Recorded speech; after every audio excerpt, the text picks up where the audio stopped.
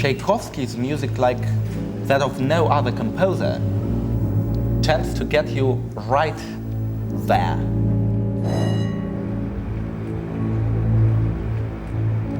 His music is himself, and the only key is just to understand his character. I think he wrote about his life. Tchaikovsky himself felt that the Russian people needed his music, and I believe it's still true today.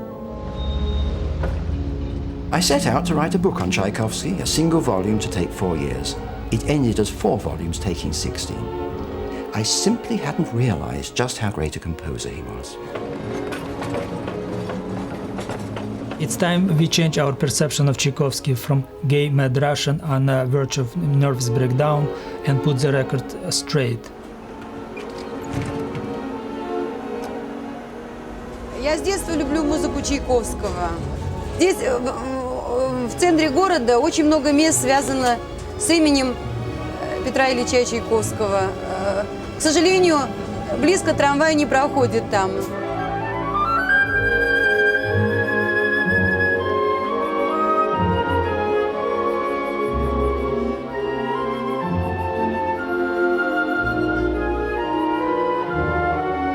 In my compositions, I appear as God created me, and as I have been made by education, circumstance, and the character of the age and the country in which I live and work. I have never once betrayed myself. As for whether I compose well or badly, let others judge.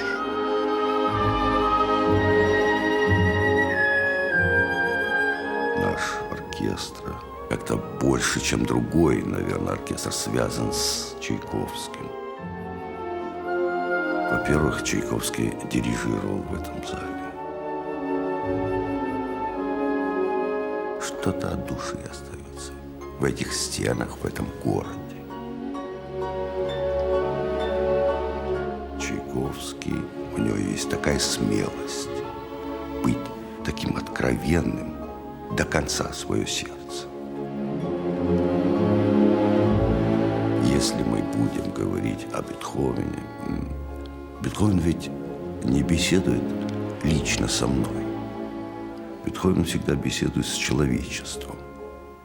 А Чайковский не разговаривает с человечеством, со всем человечеством. Он не хочет изменить мир. Он хочет разговаривать с каждым отдельно в зале.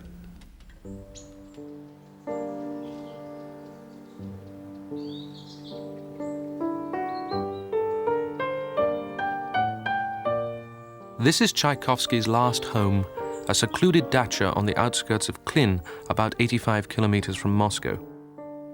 He lived and worked here for the last 18 months of his life, when he'd become Russia's most celebrated composer, famous in Europe and America. He was an admirer of Mozart and Beethoven, but in his music trod a distinctive path of his own. This house is preserved as he left it in 1893.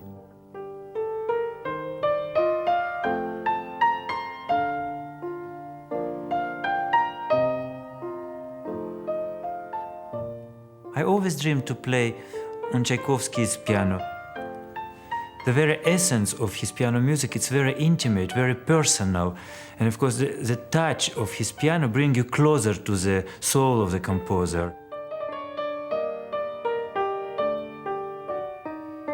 This piece, Barcarola, part of the cycle Seasons, it's what Russian children play when they start to play piano. It's rather close to the romances which people played at home, because music in 19th century in Russia was basically home music making. And that's probably what Tchaikovsky heard when he was a child.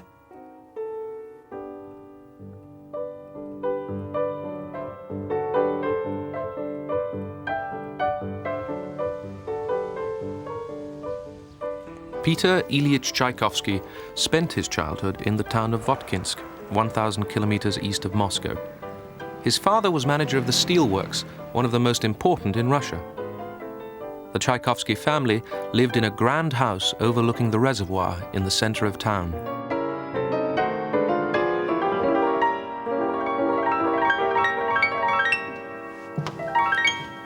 Родители Чайковского были очень гостеприимными людьми, и поэтому неудивительно, что этот дом очень быстро сделался центром, где собиралась вся воткинская интеллигенция. Родители Чайковского были людьми очень музыкальными, и этот дом сделался музыкальным центром интеллигенции Воткинска. Илья Петрович Чайковский очень недурно играл на флейте. Александра Андреевна очень часто пела романсы.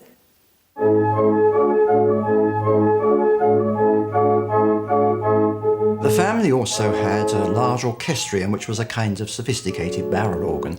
It could play popular tunes from operas by Bellini and Donizetti, but perhaps most importantly of all from Mozart's Don Giovanni. And this must surely be the beginning of Tchaikovsky's lifelong adoration of Mozart. Once, after a musical soiree, the children's French nanny noticed the effect of music on the boy.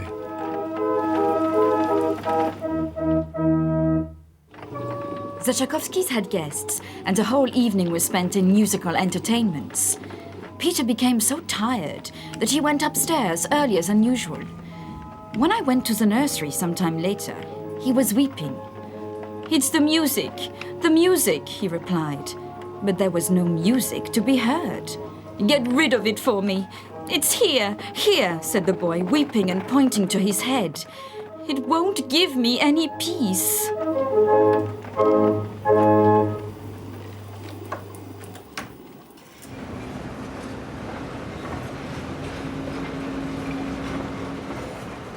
Сейчас мы проезжаем начало реки Фонтанки, где в училище правоведения учился Пётр Ильич Чайковский.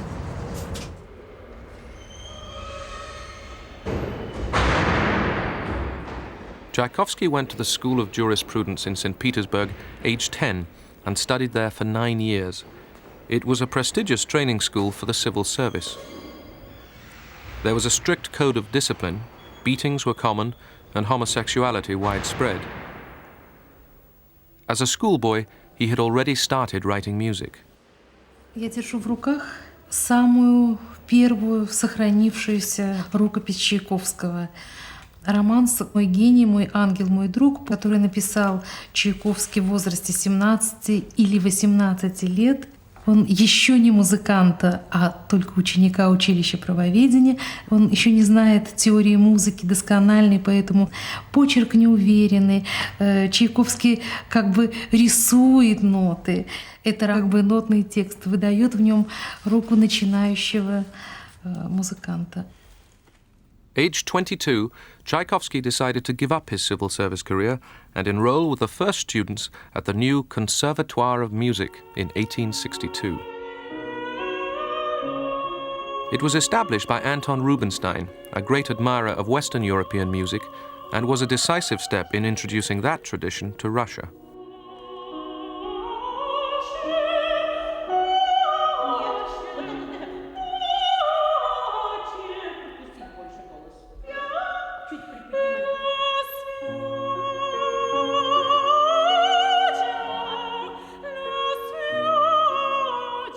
It's important to remember that the Russian musical tradition was at this time still in its infancy. It had been founded almost single-handed by Glinka, a composer of brilliant imagination but largely self-taught, and what the Conservatoire brought into Russia was a Western-style professional musical education.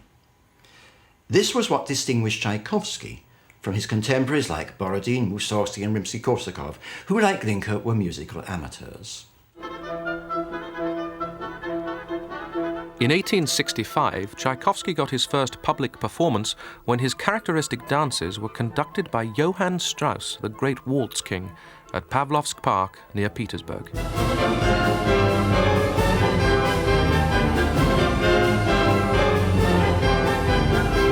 Strauss's concerts were expressly designed to lure people to Pavlovsk on Russia's first railway, which had been constructed in 1837.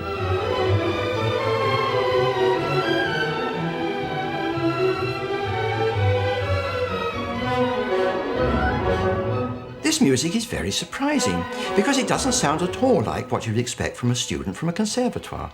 In fact, it's almost pure Glinka. There's the orchestration, so clear and transparent.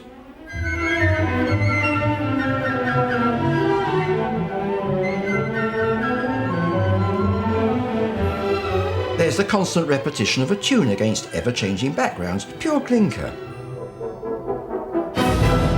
Would I have recognised this as by Tchaikovsky? I don't think I would. But this style of clear, contrasted orchestration was used by him for the rest of his life.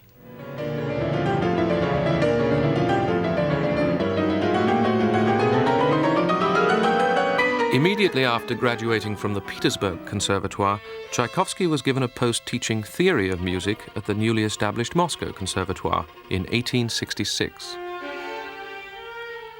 The conservatoire was founded by conductor and pianist Nikolai Rubinstein, the brother of Anton Rubinstein in Petersburg. It has been known as the Tchaikovsky Conservatoire since the composer's centenary in 1940.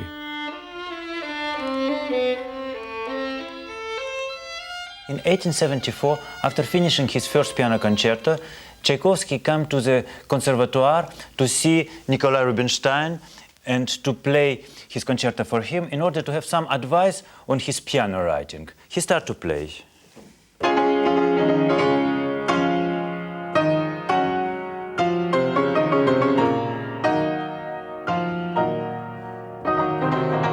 I played the first movement.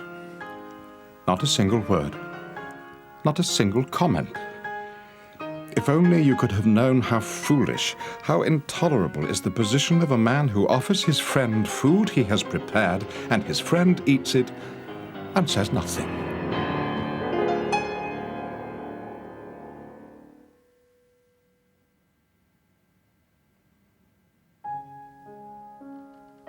Say something.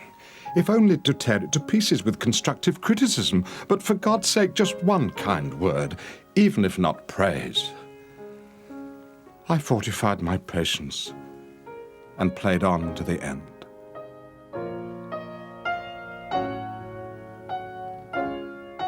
After long silence, Rubinstein started to criticize very strongly whole concerto. He found concerto completely worthless and proposed to Tchaikovsky change many things in concerto.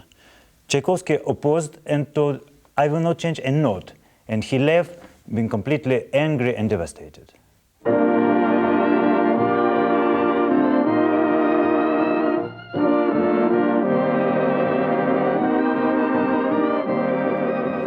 With a performance from Rubinstein looking very unlikely, Tchaikovsky dedicated the concerto to the German pianist Hans von Bülow.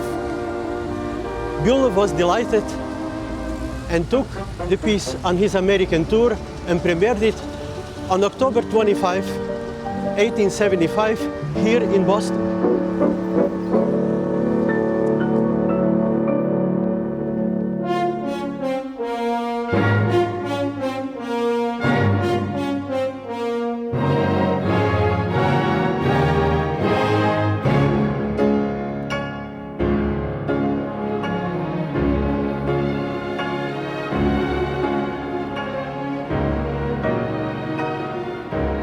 The concerto got its Russian premiere a month after Boston.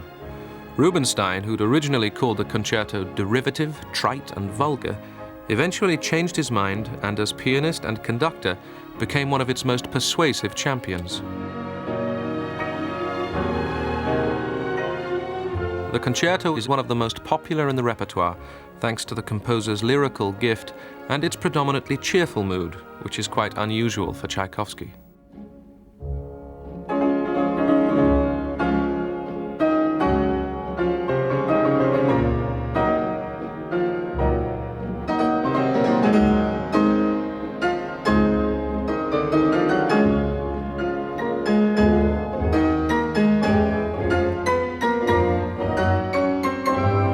Tchaikovsky used quite a traditional piano writing of his fellow composer of the time, like Liszt and Schumann.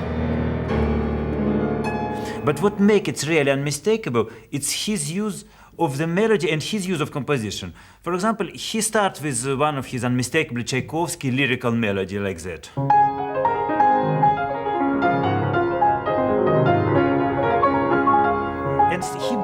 he start to build the tension, moving the same pattern of notes higher and higher in what we call the sequences. And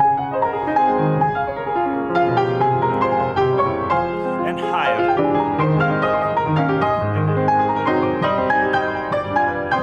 That's, for example, that's one of the way how he builds the tension in music.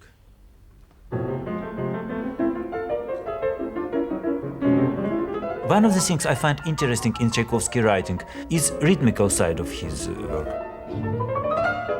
For example, he constantly changed the accents. We think about Tchaikovsky as a romantic composer, but he has a modern side of his work. For example, this use of rhythm, it was something probably which explains the admiration that Stravinsky has for Tchaikovsky all his life.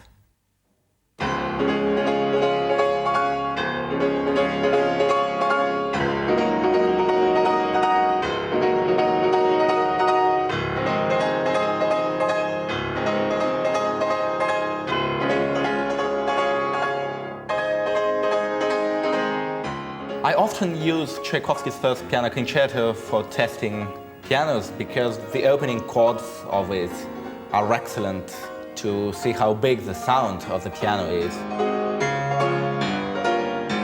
Tchaikovsky's music affects my emotions.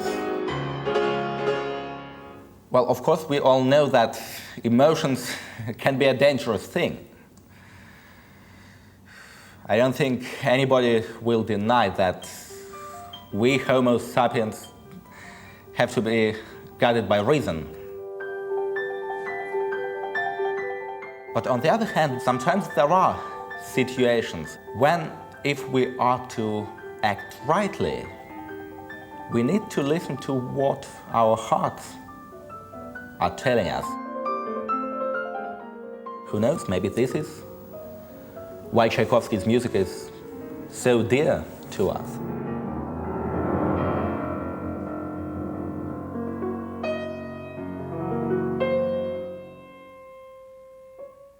I didn't know nothing about Tchaikovsky homosexuality until I came here to the Moscow Conservatoire. And even here, it was considered like kind of shameful secret. And later, knowing about all aspects of his private life, it certainly helped me to understand better the very nature of the conflict which is constantly present in his music.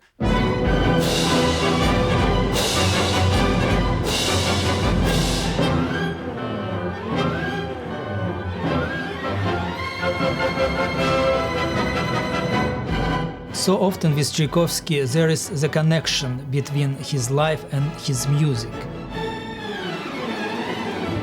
Tchaikovsky's rather modest Tchaikovsky wrote in his autobiography that without recognition of Tchaikovsky's homosexuality, the music of Romeo and Juliet isn't really understandable.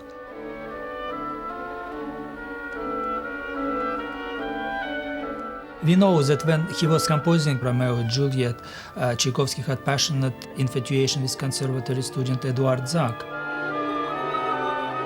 14 years later, he wrote in his diary, "It seems to me that I have never loved anyone so strongly as him."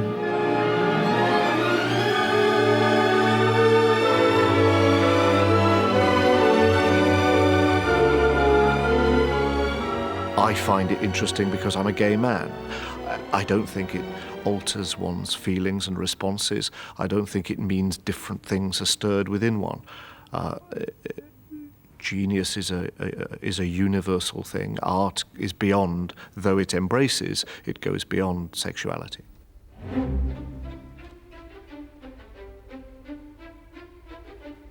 In Russia, there was a cultural argument raging. Should they follow Western Europe, or should they look to their Slavic roots? Tchaikovsky admired the Western tradition of Beethoven, but also nodded to nationalism by occasionally using folk songs, as in the Second Symphony.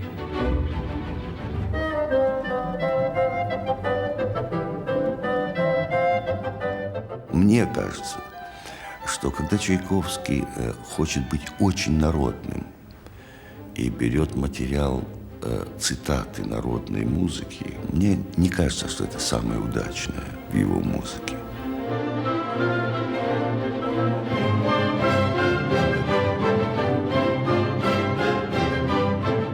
этот материал музыкальный не дает возможности настоящего симфонического развития. Это бесконечное повторение этого материала без развития не становится убедительным, даже у Чайковского. Русские музыканты отказывали Чайковскому в том, что он действительно национальный композитор. И с другой стороны, на Западе, в Европе говорили, что Чайковский слишком русский композитор и не считали его, так сказать, достойным, так сказать, европейского Олимпа.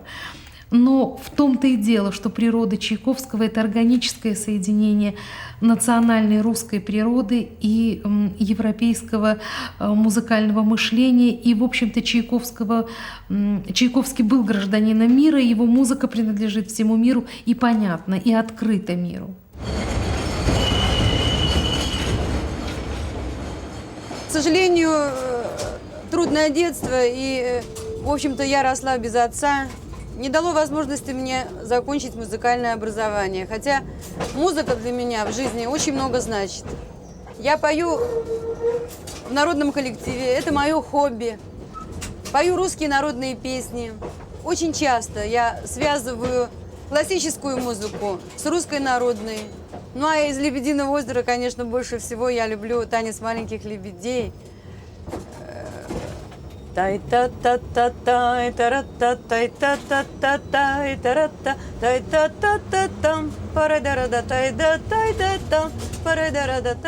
was the Bolshoi Theatre in Moscow that commissioned Swan Lake in 1875, but it was here, at the Imperial Ballet School in St. Petersburg, that Tchaikovsky did his most important work.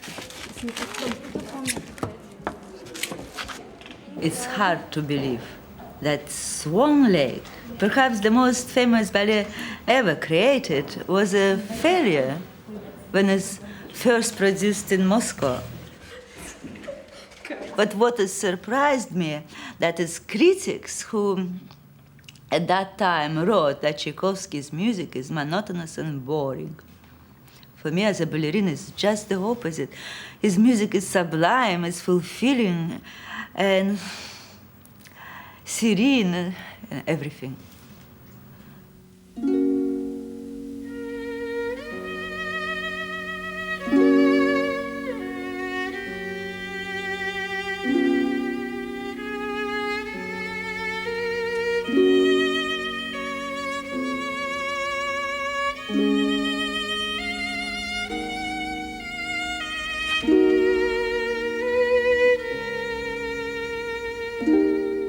To dance to Tchaikovsky music is like breathing.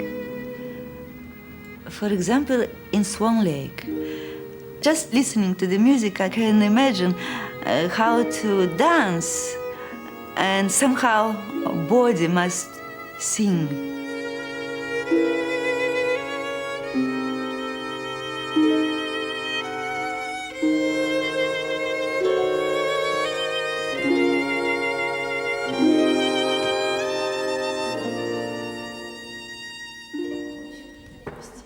Пяточки вперед, плечики вниз, желудки проглотили, все подтянули.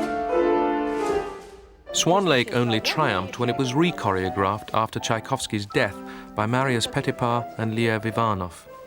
Tchaikovsky's work with Petipa had transformed ballet from a decorative art to an expressive and dramatic one.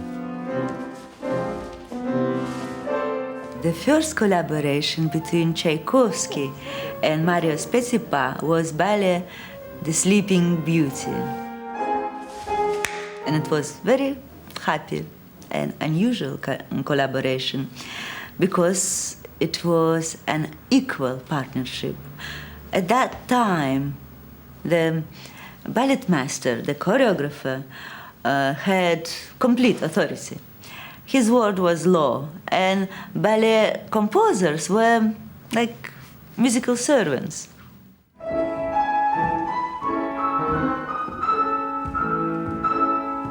Tchaikovsky remember his failure in Moscow, in Swan Lake, and for this time he required very detailed instructions from Petipa, right down to the number of bars for solo or pas de deux.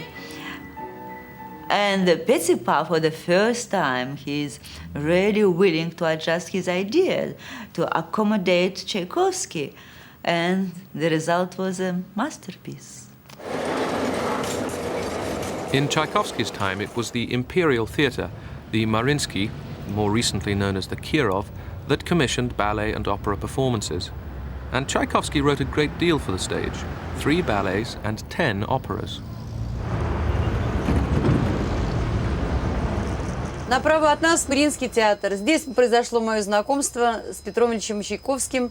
Здесь замечательные спектакли проводятся. «Лебединое озеро», «Иоланта», Евгений Онегин. Это счастье попасть в такой большой красивый театр.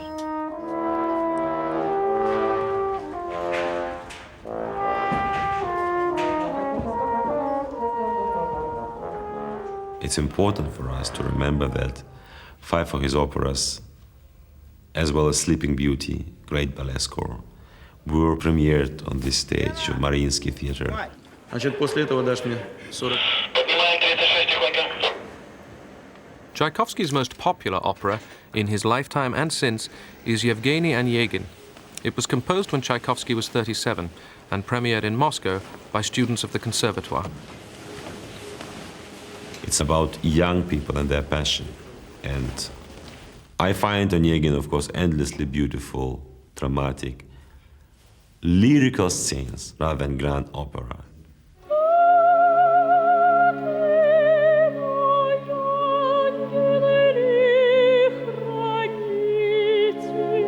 Yevgeny Onegin is based on a poem by Alexander Pushkin, one of the classics of Russian literature. Tatiana, a young girl in the provinces, is overwhelmed by Onegin visiting from Petersburg and confesses her love for him in a letter. He rejects her.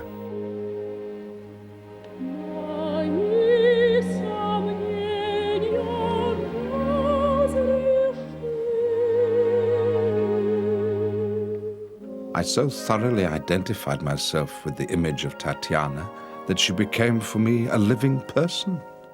I loved Tatiana and was furiously indignant with Onegin, who seemed a cold, heartless fop.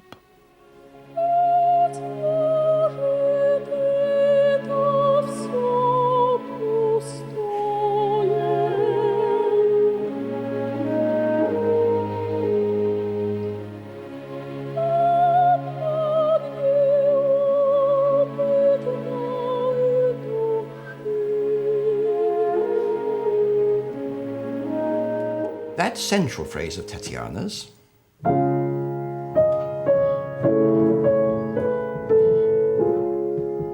was to become a very special fate motif running not only through this opera, but through Tchaikovsky's later music.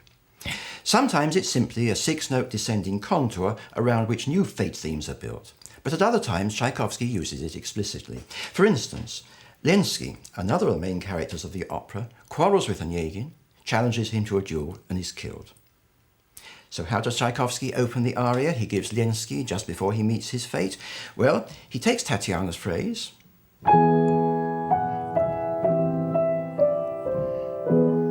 turns it into the minor key,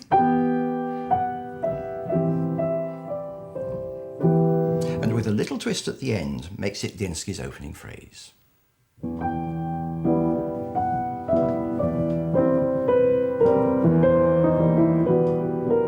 In 1877, 2 women came into Tchaikovsky's life. First, he got a letter from a wealthy widow, Nadezhda von Meck. She had been overwhelmed by hearing his music and requested a photograph.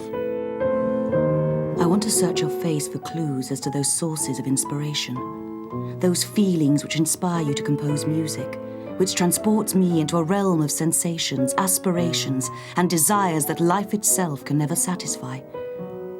There was a time when I was desperate to meet you. But now, the more enamored I become of you, the more acquaintanceship frightens me. In short, I prefer to think of you from a distance, to hear you in your music, and to feel at one with you in your work.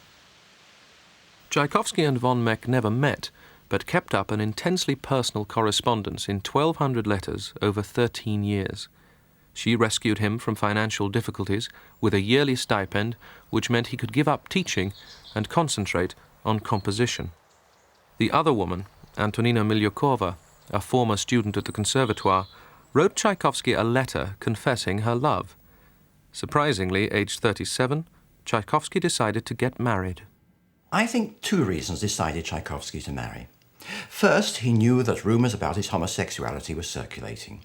But second, he felt guilty about his homosexuality, but believed that if he married, then he could defeat it. And so when the bridal victim offered herself, he decided this was the perfect way out.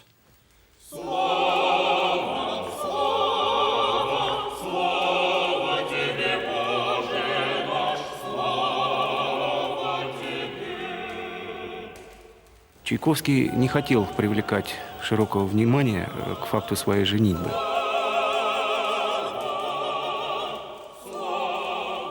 Слава тебе, Боже наш, слава тебе!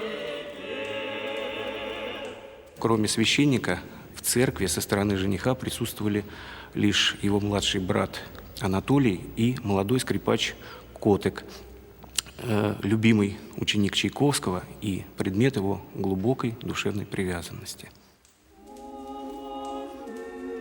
Венчается раб Божий Петр, рабе Божией Антонине, во имя Отца и Сына и Святаго Духа. Аминь. As soon as the ceremony was over, as soon as I found myself alone with my wife and realized that it was now our fate to live with each other inseparably, I suddenly felt not only that she did not inspire me with even a simple feeling of friendship, but that she was hateful to me in the fullest sense of that word.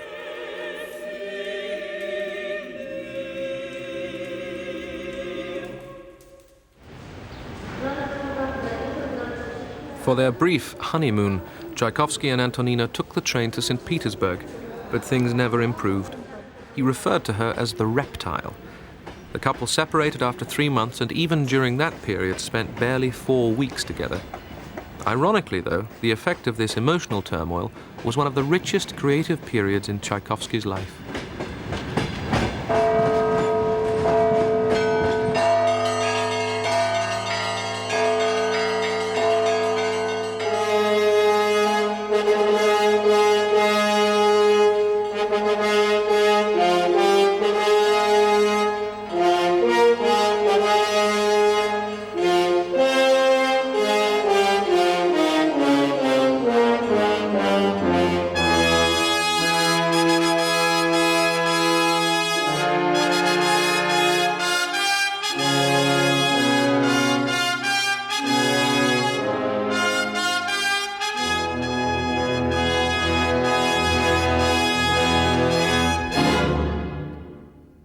Even if we didn't have Tchaikovsky's own testimony that that opening theme represents fate, we might have guessed it from its ending.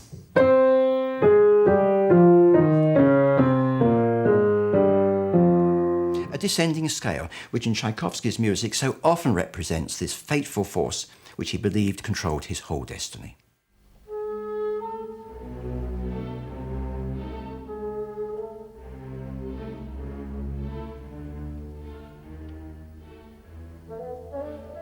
Tchaikovsky dedicated his 4th symphony to Nadezhda von Meck, whom he called my best friend, and confessed that much of it was autobiographical, coming out of the depression he had endured. Хорошо, хорошо, хорошо. Но только играть как в форшлаге. Не парам-парам-парам-парам, нет, парам-парам-парам-парам-парам. Так. У Сибелиуса есть грустный вальс, называется, да? У Чайковского есть вот это. Это вальс о том, что было, о том, что он с сожалением вспоминает. Парам, парам, парам, парам, парам, парам, парам.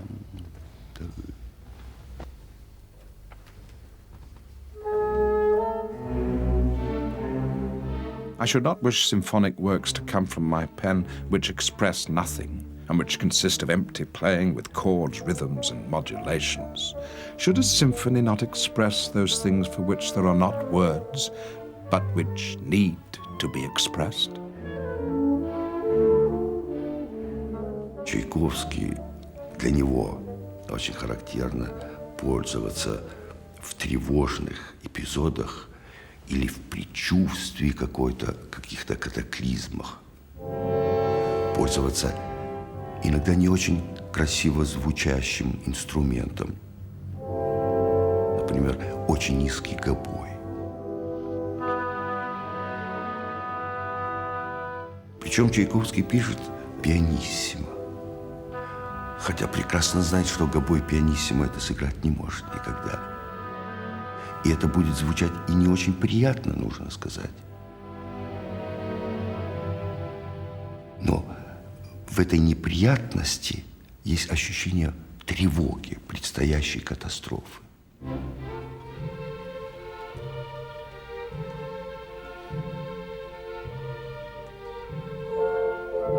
Tchaikovsky was simply well educated in orchestration.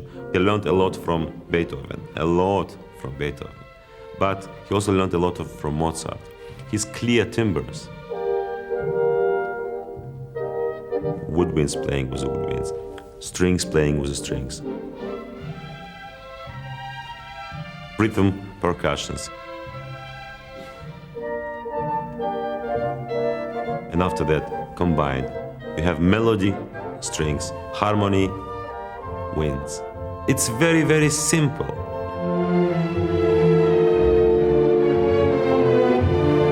I have to say, some critics will say, Tchaikovsky, well, it's not such a serious composer. Well, of course, it's popular, but it's not first-hand, it's not first class. I can only say, when there will be one critic who will become as big as Tchaikovsky, I will continue the discussion. After the fiasco of his marriage, Tchaikovsky spent 6 months abroad, where he finished his violin concerto in 1878. Like many of Tchaikovsky's works, the concerto got off to a bad start with an appalling review in Vienna, but has since become one of his most popular pieces.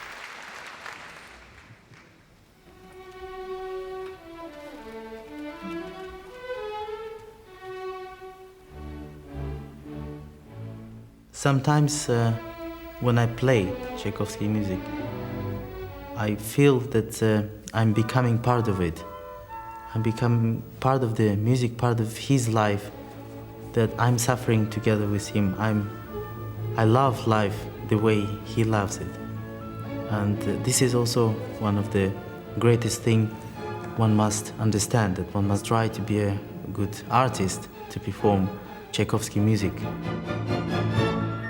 To try and feel what he felt. This is what makes his music so special.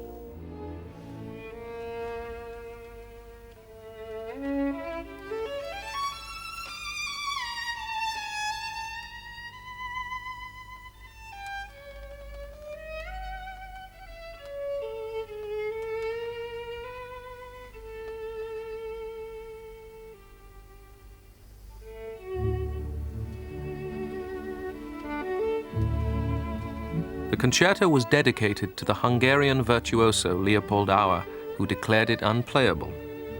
But it was inspired by the 23-year-old violinist Józef Kotek, who had been present at Tchaikovsky's wedding.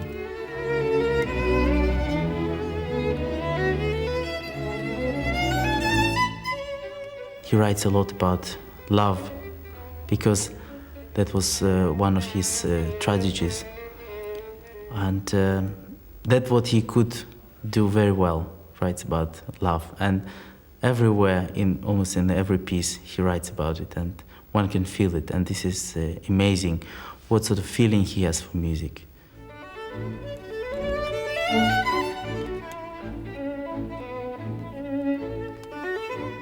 I always liked him, and have several times fallen in love with him a little. When for hours I hold his hand in mine, passion rages in me with unimaginable strength. My voice trembles like a youth, and I say something nonsensical. However, I am far from wanting physical relations. We spoke about the concerto he's ordered from me, and he repeated that he'd get angry if I didn't write it.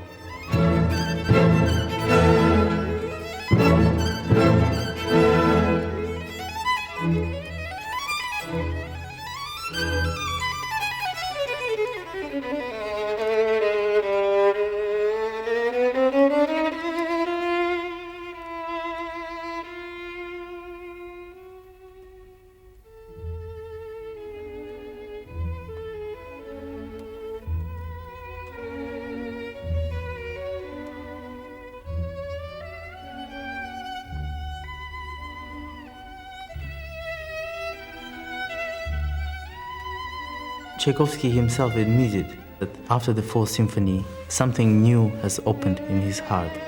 And violinists are very lucky that the concerto was written in his best time.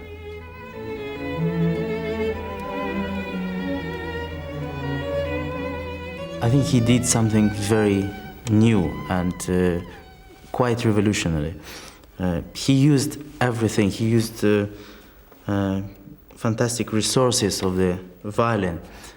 I don't think he's missed any note on the fingerboard. This was that may be why it also created so many problems for the violinist at his time.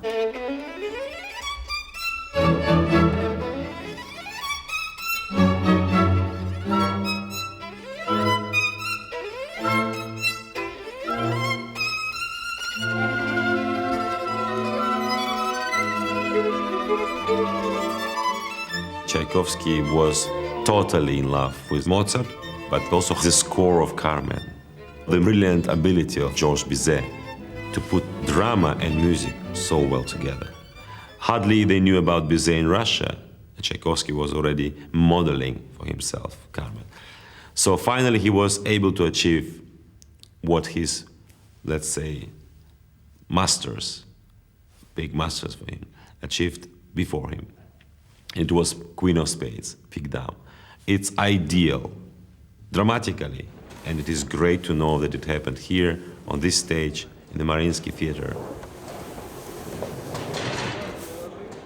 By the time he got to writing Queen of Spades, Tchaikovsky was able, I think, to identify much more particularly the nature of the real emotions involved in his life. And that's what leads to the creation of the extraordinary figure of German, a fascinating, daring, bold creation of a lonely, driven man. What he confesses to his friend, to Tomsky, is this extraordinary, wildly driven, passionate love for a woman whose name he doesn't know, and as he says in this aria, whose name he doesn't even want to know.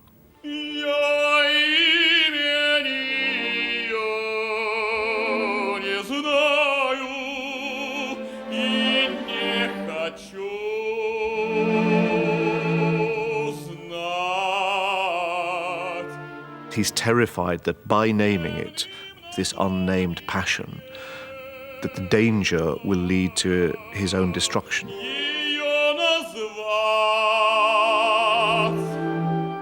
It's a very small step from thinking like that to understanding this to be identified with his own homosexuality and with his own coming to terms with that burden, I think it would be for him, and with how to find a fulfillment to that. But that's why I think that emotionally it's so much more searing, darker, but infinitely more personal than the creation of Tatiana, which next to German I think is a conventional and romanticized figure next to a dark, acute, almost Dostoevskian portrait. A little-known piece full of Dostoevskian passion is the symphonic ballad The Voyevoda. It's linked to one of the most devastating blows of Tchaikovsky's life. In 1890, he suddenly received a letter from Nadezhda von Meck telling him of financial difficulties and, most hurtful, that she wanted their correspondence to end.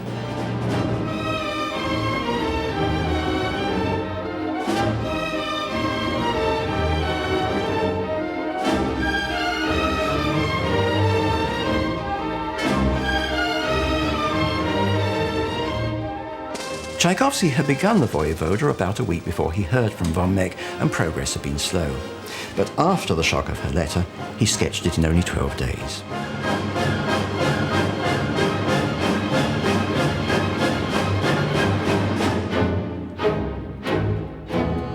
The Voyevoda is based upon a ballad by Pushkin about a man betrayed by his wife.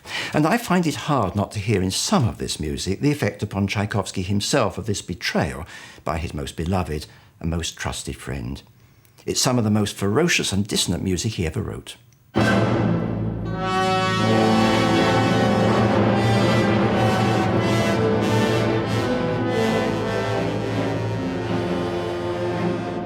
In fact, the financial implications of von Meck ending her allowance weren't so devastating for Tchaikovsky. By now, he was an internationally successful composer, conducting his works on tour. In 1891, at 50 years old, he made his most prestigious tour, to America. Peter Ilyich Tchaikovsky is how one newspaper printed his full unpronounceable name. But Tchaikovsky was honored in America as a celebrity. He was dubbed the Tsar of Composers, unquestioned genius, master of modern orchestra. He was overwhelmed by the attention from the press. He intends to spend a year in America, and his time will be occupied. Who was invited to visit the United States by Andrew Carnegie, spent the first day in New York, principally outside of the Russian composer living today, sharing with Brahms and Saint-Saëns the honors of European fame. It will be the first time in America's musical history that a Russian composer will wield the baton. Tchaikovsky spent 25 days in America. He visited the Niagara Falls, went to Washington, D.C., Baltimore, and Philadelphia. But the reason he came was to conduct his music at the opening festival of New York Carnegie Hall.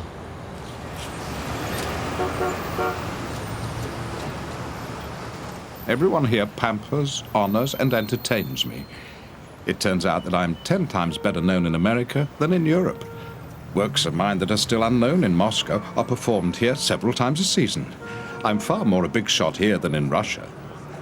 Is it not curious?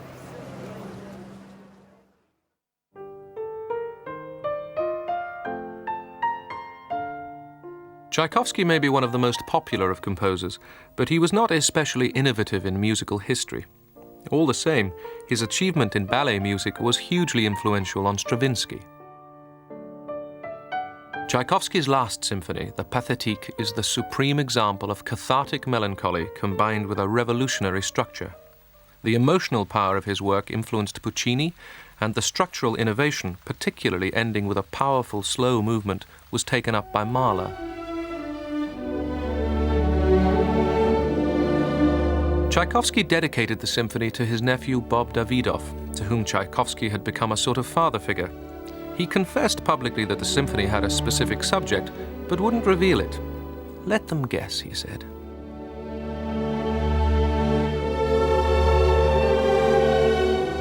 I shan't be at all surprised if this symphony is misunderstood or torn to shreds. It won't be the first time. But I definitely consider it the best, and in particular the most sincere of all my works. I love it, as I have never loved any other of my musical creations.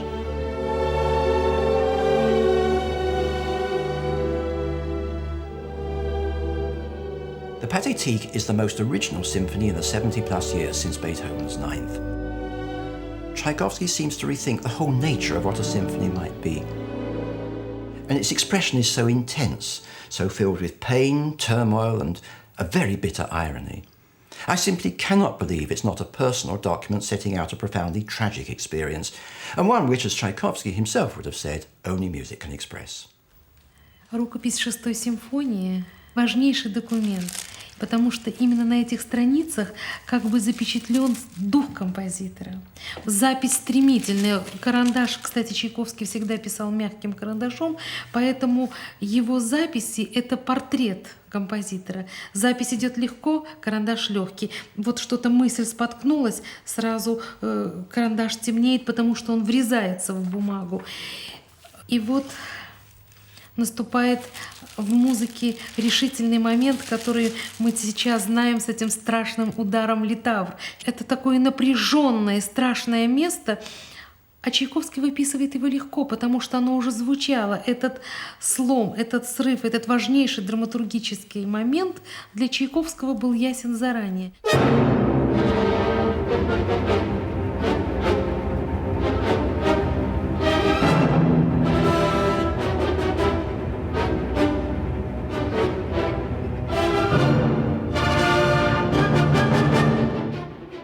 Эту симфонию очень часто играют как очень такую сопливую, слезливую музыку.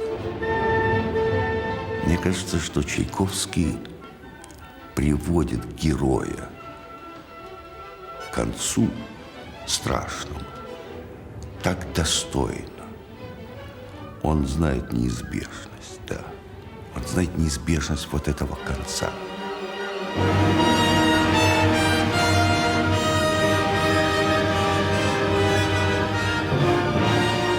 Вы вдруг услышите у тромбонов цитату молитвы, отпевания со святыми упокой.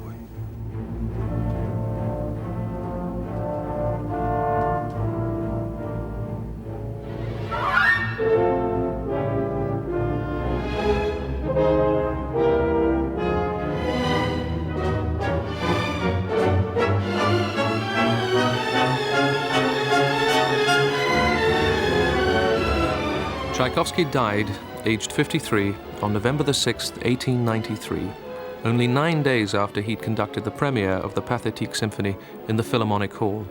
His funeral in the Kazan Cathedral was one of the biggest St. Petersburg had seen.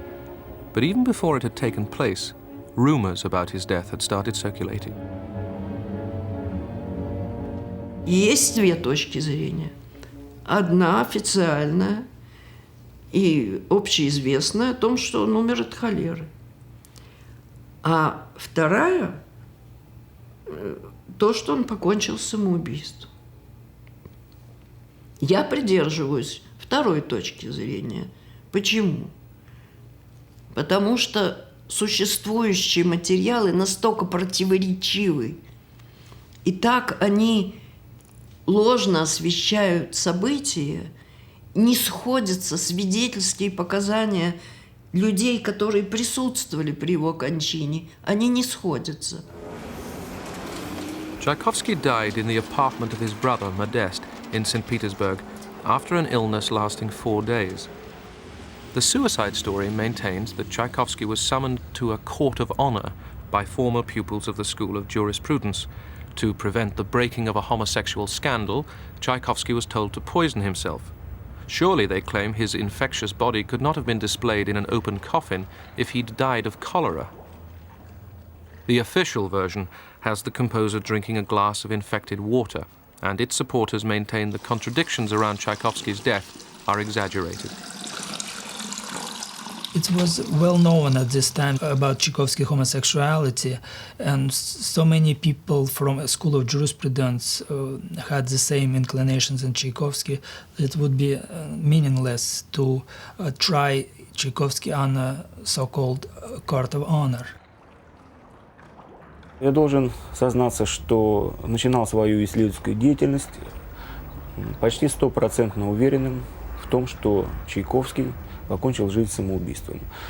Но Чайковский умер, как показывают свидетельства и близких, и документы, от последствий холеры. В данном случае это была уремия, задержка мочи в организме. Поэтому нахождение тела Чайковского в открытом гробу не может вызывать удивления, поскольку холера была побеждена 3 днями раньше.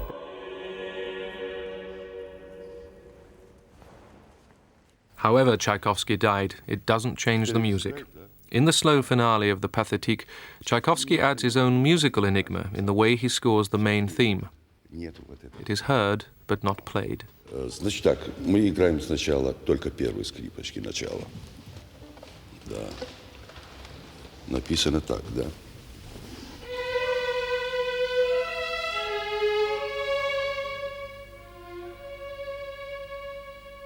Да.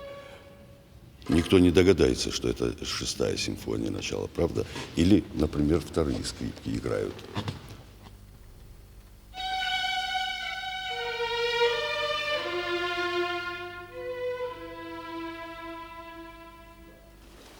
Да. Вот это вы видите, когда смотрите партитуру. А то, что вы слышите, совсем другое. Вместе вы услышите эту мелодию.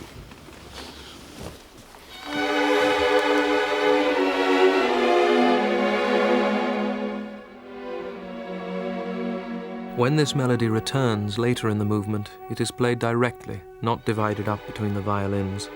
It's as if by this stage, fate is unavoidable. There's no point in denying, even to himself, the presence of that descending motif.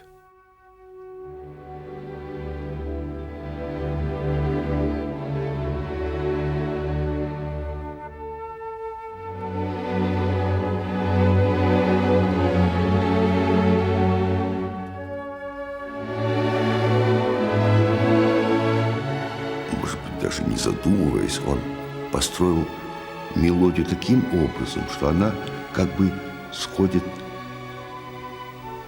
в могилу. Мелодия у него идет сверху вниз, что, в общем, очень, очень важно, наверное, потому что вообще в старину, когда оповещали о смерти кого-либо, тогда колокола били с высокой нотой, ниже, ниже. Это означало, кому-то передавали трагическую новость. И вся симфония, она так и сконструирована. Вниз.